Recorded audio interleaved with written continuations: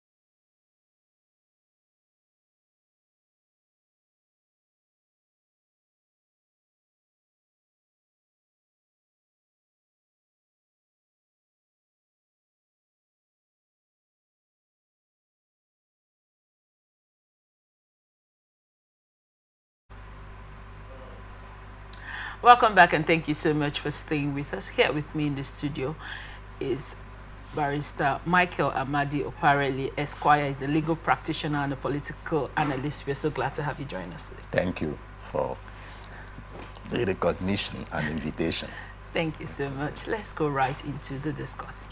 Sole Administrator of Rivers State, retired Vice Admiral Ibok Ete Ibas, has assured residents that his role is non-political and aimed at restoring governance and stability. In a state broadcast on Thursday, Ibas will officially commence his duties at Government House, Port Harcourt, reaffirmed his commitment to safeguarding civil liberties and ensuring citizens' safety. However, he issued a strong warning against crude oil sabotage and violence, urging residents to reject any attempts to reignite past hostilities. He described the prolonged political crisis as a major setback for governance and democracy in the state and acknowledged the hardships families and businesses have endured due to the ongoing uncertainty. Ibas further commended President Bola Tinubu for his decisive action in declaring a state of emergency in Rivers, calling it a necessary step to restore order and revive economic activity. He assured that he would uphold the rule of law, but warned that lawlessness and violence would not be tolerated. As a son of the Niger Delta, I am one of you. I feel the weight of this crisis on families, businesses, and the future of our people. My mandate is clear: to restore law and order, ensure stability, and create an enabling environment for economic growth. But this mission requires collective support from all stakeholders, regardless of political affiliations or ethnicity, he said. He revealed that a Security Council meeting had been convened, during which strategic measures were outlined to de-escalate tensions and prevent further conflicts. Expressing gratitude to President Tinubu for entrusting him with the responsibility, Ibas also acknowledged the National Assembly for approving the emergency declaration. Ibas added, "I will work closely with the national leadership under the guidance of the President. I am optimistic that Rivers State will emerge stronger and greater." What are your thoughts on this report, sir? Yes, like I said, thanks for the recognition and invitation. I am Michael Amadi Opareli Esquire, but I'm more known in legal practice as MUS Amadi Opareli. Thank you. Yes, the administrator of the state had, in his inaugural speech and address, pointedly addressed the issues as they face the state and his vow to restore peace and stability and to provide good governance. That is what we expect of the administrator. He will have in aid the civil service, the permanent secretaries. He has opportunities to get to the Federal Executive Council on issues that will require their advice, and also in support from the National Assembly in providing this governance. This is what is expected, and we also wish and think that he will discharge these functions honorably. Thank you so much. Now, given the rise to this emergency rule, as it were, yesterday we were waiting the the stamp of approval from the Senate and the House of Representatives, which has come through. I want to know your faith. I want to know your thoughts as regards the faith of democracy going forward with the declaration of the state of emergency rule, even though many people have come out to say it's not constitutional, and by many prominent figures, I mean the NBA chairman has said it is not constitutional. We equally had prominent opposition members, Peter Obi and Atiku, did come out to say it is unconstitutional. I want to get your thoughts in that regard. Well, talking about the constitutionality or otherwise of a state of emergency and maybe the subsequent suspension of the governor of the House of Assembly, I would ask people who are saying that it is not constitutional, pointedly, what is not constitutional? They said the part's not constitutional. Right, the people I mentioned said you cannot suspend an elected governor and an elected House of Assembly. So that will mean that the people who are saying this or who are questioning the powers of the president in emergency, in a state of emergency, concede to the fact that a state of emergency can be declared by the president, yes, and that it is constitutional. It is constitutional for the president to declare a state of emergency. Right. Yes, a state of emergency is amply provided for in Section 305 of the Constitution of the Federal Republic of Nigeria, 1999, as amended. And the president can declare a state of emergency in either the federation or any part of the federation. The president has such powers to do so.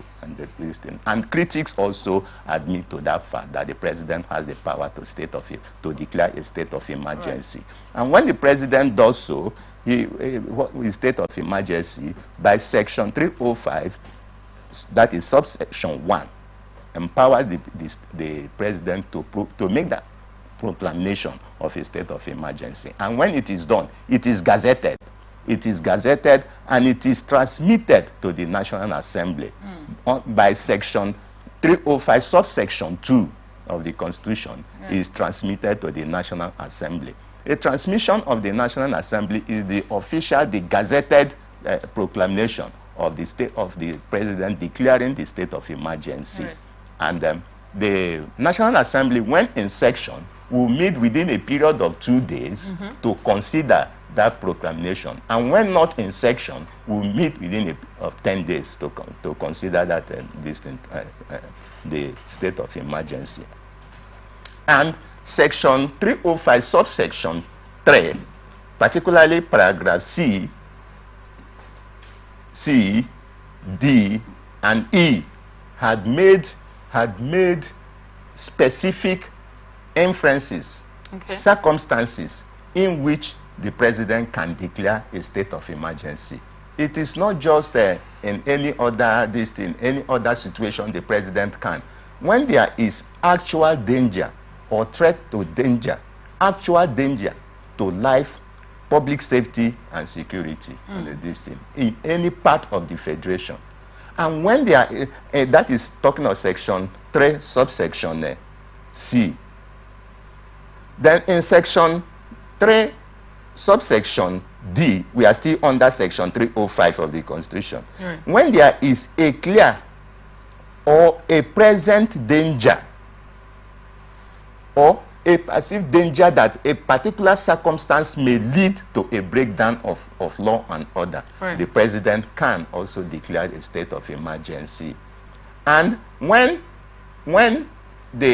under Section 305, subsection 4, the House of Assembly of a state can also pass a resolution of a 2/3 majority requesting the president to declare a state of emergency in any part of the state.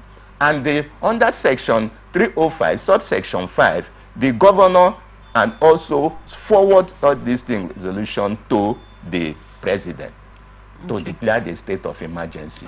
But where the governor do not, within a reasonable time, the president can on his own, without reference to any person, declare a state of emergency. Yes, in a part of the federation. Now, the president in declaring that state of emergency is advised by the National Security Council. The National of the